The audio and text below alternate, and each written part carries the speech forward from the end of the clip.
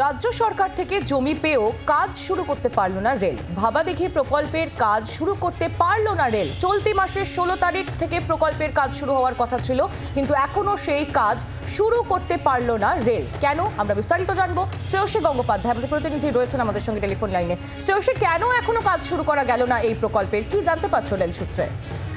দেখো, রেলের পক্ষ থেকে যেটা বলা হচ্ছে যে এক্ষেত্রে নির্দিষ্টভাবে এই প্রকল্পের জন্য যে পরিমাণ জমির দরকার, অধিগ্রহণের দরকার ছিল, সেই পরিমাণ জমি কিন্তু ইতিমধ্যেই রাজ্য সরকার থেকে পেয়েছে রেল।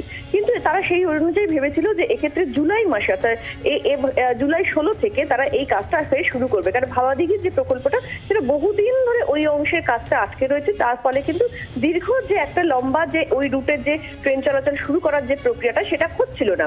এখন জুলাই মাসে তারা চেয়েছিল যে জুলাই মাসে 16 তারিখ থেকে তারা ওই অংশে কাজটা শুরু করবে। কিন্তু কার্যত রেলের যেটা বক্তব্য, যে কাজ শুরু করার ক্ষেত্রে স্থানীয় যে ল অ্যান্ড অর্ডার ইস্যুতে, সেক্ষেত্রে স্থানীয় প্রশাসনের সাহায্য দরকার।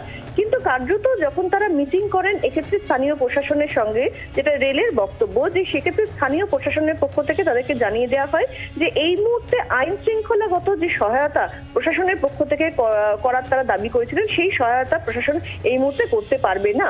এবং সেখানেই রেলের বক্তব্য, যতক্ষণ না প্রশাসনের তরফ থেকে আইন শৃঙ্খলাগত পরিস্থিতি নিয়ন্ত্রণে রাখার জন্য যাবতীয় সাহায্য তারা পাচ্ছেন, ততক্ষণ পর্যন্ত কিন্তু ওই অংশের কাজ তারা করতে পারবেন না। ফলে কার্যত যতক্ষণ না পর্যন্ত এই সহায়তা তারা পাচ্ছেন, ততক্ষণ পর্যন্ত এই কাজ শুরু হবে না। ফলে জুলাই 16 থেকে যে কাজটা শুরু হওয়ার কথা ছিল, সেই কাজটা কিন্তু আজকে এখনো পর্যন্ত কিন্তু শুরু করা যায়নি। বাংলার আওয়াজ, বাঙালির আবেগ, জি 24 ঘন্টা।